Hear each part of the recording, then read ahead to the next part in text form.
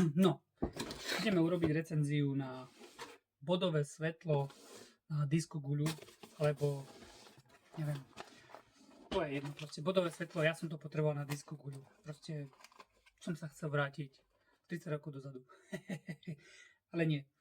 A zadal som do Google bodové svetlo na diskoguľu, vyhodilo mi samozrejme nejaké tie slovenské srandy, ale tie slovenské srandy, ako myslím slovenské e-shopy pre DJ-ov, ale oni to tam majú od 50 € hore. Samozrejme z DMX. A tému malo dva verzie.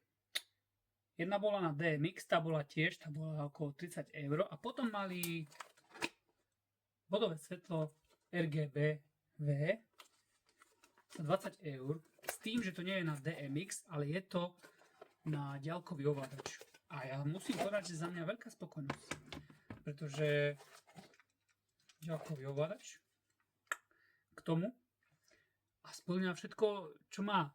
Pretože nastavíte si tam farbu, alebo si to dáte, že vám to bude meniť krásne, že sa to bude prelínať, alebo že to proste bude sykať tie farby, alebo je tam strobo. Takže za mňa ako veľké prekvapenie. Recenzie boli všelijaké. Niektorí písali, že im to prišlo rozbité. Lepšie povedané táto časť, čo sa týka tejto optiky. Ale proste ja som si objednal 2 kusy a prišli v dobrom stave. A táto optika je ako nezväčšujete, nezmenšujete nič. Proste možno zaostrujete ten jas toho svetla. Čo sa týka uvádzané, že je to výkon 70 W, ale nie, to nie. A teraz práve pozerám na vátaž, ale tá tu ani nie je udaná. Dobre, takto, je to naozaj dobré prevedenie, je to pevné, nie je to nič, dá sa povedať, že niečo lacné alebo niečo. Proste kábel, metrová dĺžka, koncovka je klasická, naša európska. Vzadu je hliník, chladenie. A mal som tu zapnuté asi takú hodinku, pretože mi to tam svietilo, za chvíľu vám to ukážem, lebo mi to tam svietilo na guľku. A nenahrialo sa to, takže v pohode. No a teraz ideme na to zapnutie. Asi teoreticky to spravím takto teraz aktuálne, tam mám, to bude dobre vidno, teraz tam mám krásne prelínanie tých farieb. Takže, môžem, ako som hovoril, nastaviť statické tie farby. Červená, zelená, modrá, žltá a purple, alebo to mi veľmi nesedí, to je skôr tá magio, alebo taká rúžovkastá, cián. To sú vlastne a plus white, biela.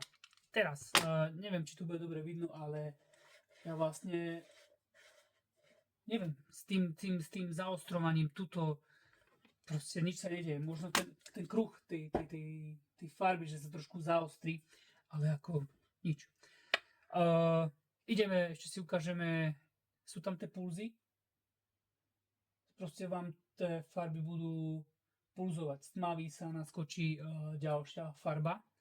Potom sú tam jump, to znamená, že tie farby budú skákať proste bez ničoho, nič, žiadne pekné prelínanie, proste sa budú meniť dookola tie farby. Fade, to je to, čo ja osobne sa mi na tom páči, pretože sa to pomaličky prelína a mení sa tam tá farba, takže za mňa super. A potom je tam flash, je blesk, je tam stroboskop.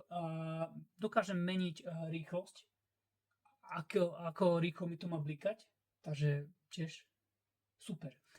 Ale nejak extra to nie je. Ja som to proste zobral, nech mi to pekne, krásne mení farby. Najprv to musím vypnúť. Boom, statická a fade. Proste tie farby, sa mi zdá, že sa dá ešte aj nastaviť, že ako rýchlo by sa tie farby mali prelínať. Takže za mňa super. Akože za 20 €. No a teraz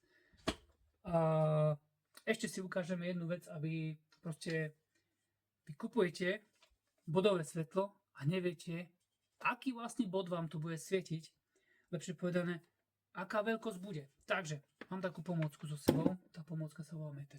A tu je. Takže, dajme tomu, že aktuálne toto je meter že metrová vzdialenosť. A ten bod má 20 cm. A teraz mám od seba asi tak 3 metre, ne, ale určite mám od seba 3 metre ďaleko guľu. Takže 3 metre ďaleko guľa. Bum! Trošku si to otočíme. Takže za mňa ako super. Sú to teraz také tie menšie. Asi to pôjdem zmerať v tej rýchlosti, keďže toto je 3 metre ďaleko a máme to od vrchu po, jak začína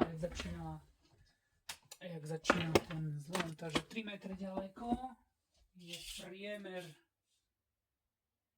60 cm. To znamená, keďže na metru bolo 20 cm, keďže metr bol 20 cm, 2 metre budú 40 cm, 3 metre budú 60, to znamená pri 4 metroch by to malo byť 80, pri 5 metrov by mala tá guľka byť asi metrová. Takže akože za mňa pecka. A kusy, pekne sa prelínajú farby. Takže tému Čína super.